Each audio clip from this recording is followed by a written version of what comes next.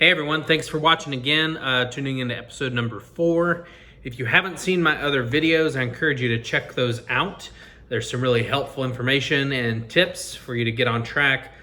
As always, please like, share, subscribe, do all that stuff so we can keep spreading financial health. Again, that's what I want to do. Provide education for people so they can get ahead. Let's hop right into today's topic. I want to keep these videos shorter. They've been getting a little bit long. So, turning debt into millions. According to multiple sources online, around 80% of Americans are in debt. And among the people who have credit cards, the average number of credit cards they have is 3.7, which means not only do most people have credit cards, but most people have multiple credit cards.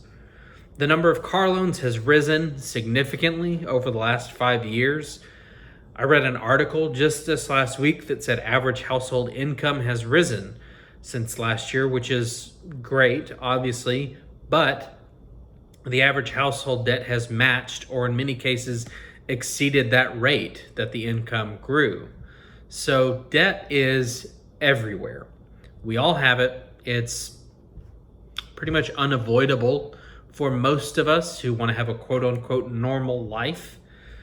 I want to get more into debt and what's good debt, what's bad debt, that kind of thing in another video. But today we're just going to talk about how we can put your debt to work. So let's look at an example of a typical household consumer debt, And this is one of the key things that I would look at when I'm doing a financial needs analysis for one of my clients. And so let's take a look at what they have here. So it looks like they have a few credit cards, a car loan, and a mortgage. And based on what I found and what I shared earlier, this is a pretty average situation. A few credit cards, car loan, that kind of stuff. And let's say that this is a new client of mine and they tell me they're about to pay off this first retail card, that one that they're paying $220 a month for. And that's great that they're paying that off. That's awesome. But then they go on to say that they can't wait until that's gone because they really want to get a new car and now they're going to be able to afford a new payment. Or maybe they say they haven't been able to go out to eat as much or shopping or whatever. Basically, they say that money is going to be spent every month. And this is how most people handle debt. They pay something off, that money goes back in their budget and gets spent.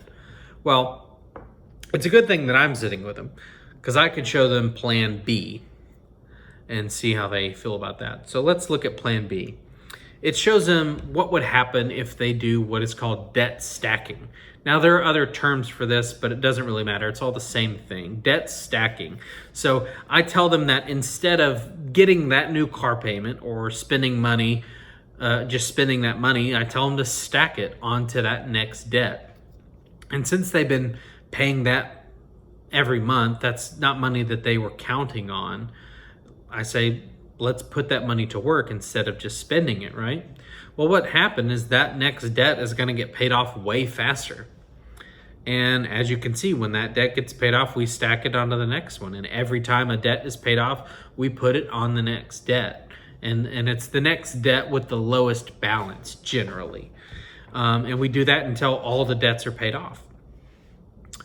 I want to make a stop here and really point out that bottom number in red, that $2,720. That's the total they're spending every month on their debt. And I didn't ask them in this scenario to pay any more towards their debt. If they have the ability to in their budget, and that's obviously a good thing, but it's not uncommon for me to be able to work within someone's existing budget to help them stack their debt and get out of debt faster. Now, I want to show you how big of a difference that really made. Because if you don't see in this, you can see, well, yeah, it's getting paid off faster, but what does that really mean? Well, I'll show you. So if they stick to example A, plan A, it would take them 23 years to pay off all of their debt. And they would have paid $214,000 in interest payments. Not towards the principal, that's just what they would have paid in interest. And that's assuming they didn't take on any other debt along the way, by the way. Now, again, this is based on average numbers. I didn't pull these numbers out of thin air. This is based on average interest rates, all of that stuff. So this is a common scenario we're looking at. Well, let's look at how much better we did with a debt stack. So we were able to get them out of debt in 9 years instead of 23, and we were able to save them $130,000 in interest payments.